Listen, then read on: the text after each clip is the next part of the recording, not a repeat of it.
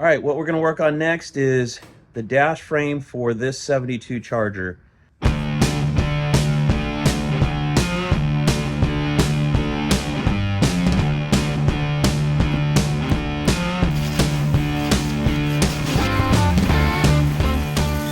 right, so let's just go over the dash. I mean, basically, you need to order a glove box. This one's just all yellow, probably pretty brittle, but I mean, it still seems okay. But I want a brand new one, get it all nice and bright. I think I have another dash pad somewhere. I think it's cracked too, but it's not this bad, and I might be able to cap it rather than spend, because I think these things are around 600 bucks or something like that. I know they're pretty pricey. I'm not too concerned about this car being all factory original and stuff, so I just want it to look good. Get all this, sand it down, paint it. I'm gonna switch colors to black, so the car's blue.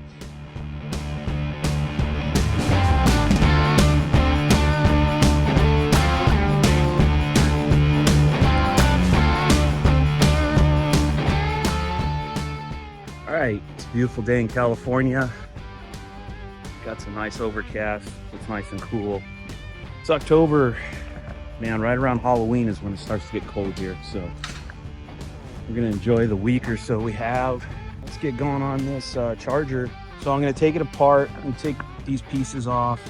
I'm actually gonna film it and record it so I know where the screws go, which screws go where. And then we're gonna pull the dash pad off and we're gonna sand the whole thing down. That'll be this video, this part one. Part two will be figuring out if we're gonna put a dash cap on this dash pad. I think I have another one. I know I have another one. It's cracked too, but might be better for dash cap. So I don't really mind dash caps. You know, kind of depends on the car. You know, if it's like a driver car, hot rod car, play toy car, I'm fine with that. If it's some rare, you know, sacred car, you know, low production number, rare, Hemi car, something like that, then, you know, I would want to put the nicest stuff on there, but it is so freaking expensive. I don't think it needs to be in every car. All right, so I got some baggies here. Perfect. Say blue 72 Charger. Put all the screws to this guy in here. Put this in here. This guy was here. All right, to get the door off, we gotta take these screws off, and then I think we just tilt this, but I might have to pull these guys off, if you could see that, those guys.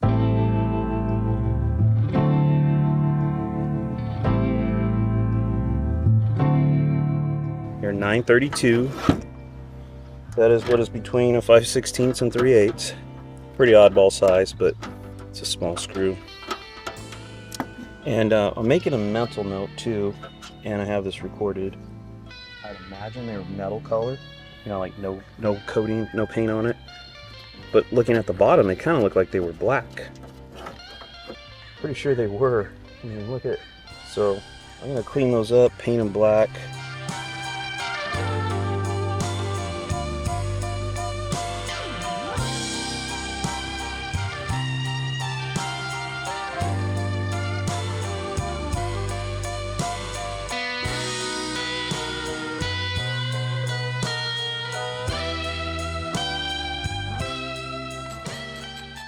All right, if you have a 71, 72 Charger B-body dash frame, I believe 73 and 4s are the same.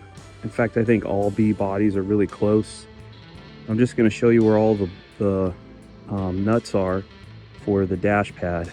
So if you're in the car and you can't really figure, you're missing one, like one is hard to find, I'm just gonna show you where they're all at. So that's the driver's side, where the cluster would be. That's the glove box side. So I know this is upside down and could be kind of confusing. But you have this pocket here. There's one here. Same on the other side. Right above the vent. Or I should say below, because this is the bottom right here, right? So right below the vent, above. And there's one here. And one here, almost to the end of the glove box, but not quite. One here, one underneath the ashtray, one up here, between the ashtray and the speaker. And then these are like clips. It looks, I don't know if that's riveted, but basically these are gonna just kind of slide in. So we don't have to take nothing loose. You got one here just to the edge of the cluster, and then also in this little boxed area, one right there. There you have it. I have to pull this out. It's kind of crusty. Yeah, the pad is kind of sandwiched between the vents for the AC and the dash frame itself.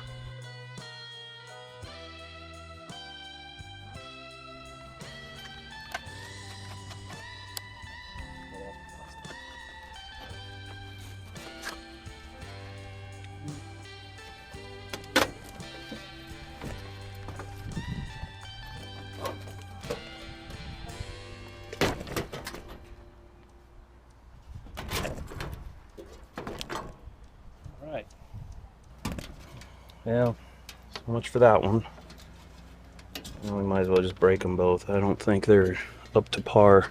So on these light switches, see they're kind of like, I don't know what you would call that, but they're like sprung outward. You gotta push those in. Then you could just push it through, like so. Alright, so got my drill. Got this guy, then I've got some wire wheels. I'm gonna hit it with the big stuff first, go as far as I can, and then start switching down to the smaller stuff.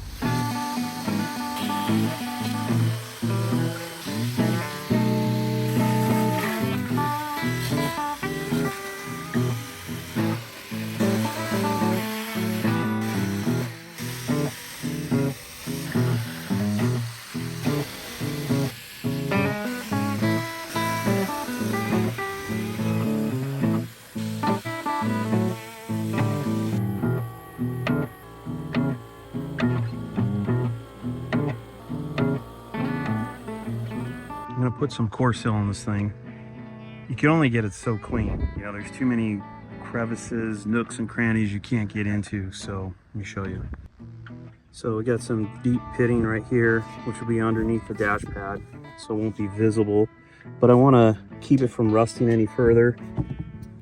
Stuff like in here. I mean, I could go buy wire wheels that'll get in here a little better, but I'm just gonna core seal it. Here, bunch of crannies. So we'll put core seal in there and let it set up for 24 hours. And make sure you wear rubber gloves, because this stuff gets on your skin, it's gonna sting it. It's gonna take a while before it goes away, speaking from experience. And normally you wouldn't sand everything, but it was just kind of a lot. I wanted to get as much off as possible, make it smooth, especially especially on the face, because anywhere where it's exposed, you know, I want it to look nice. That's what you're gonna see when you're in the car.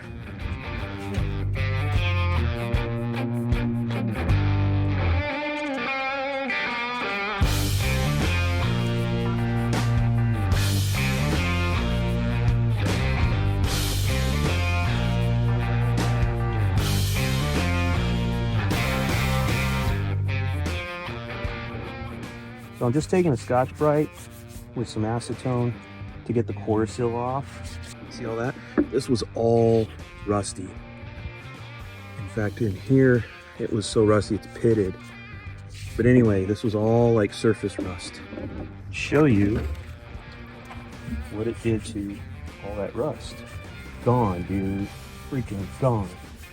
Look at that. It's all metal. So freaking awesome.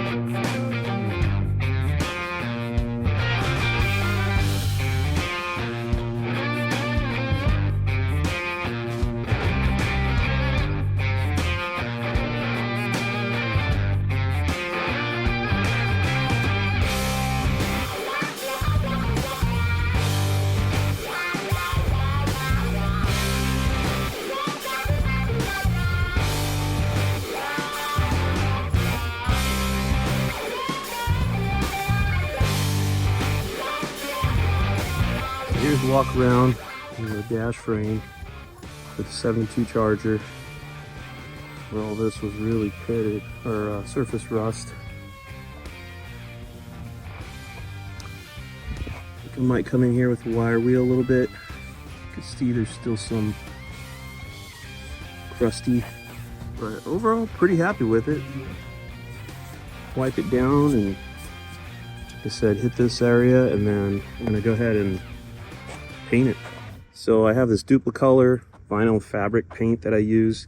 I'm gonna go flat black. Love how this stuff sprays. If it's the same as it was back in the day, I haven't used it in a while. It doesn't really streak, it blends very well. I use it for core supports too, and, you know, the blackout behind the grill.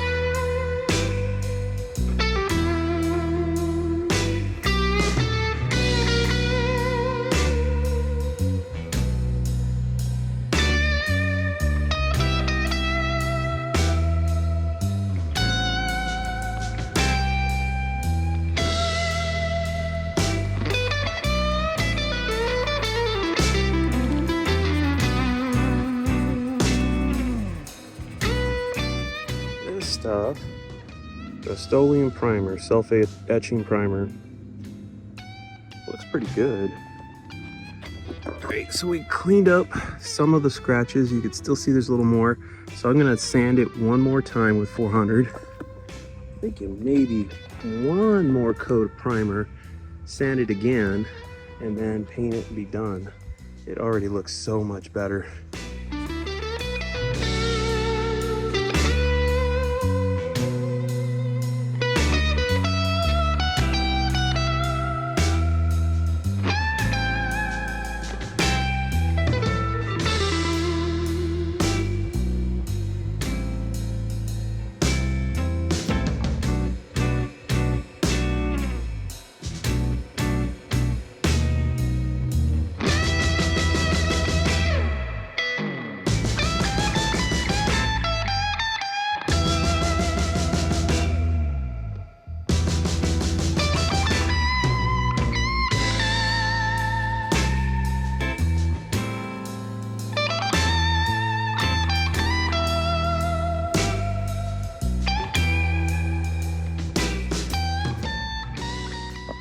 All right, here's the dash frame. This is just shadowing, lights coming through.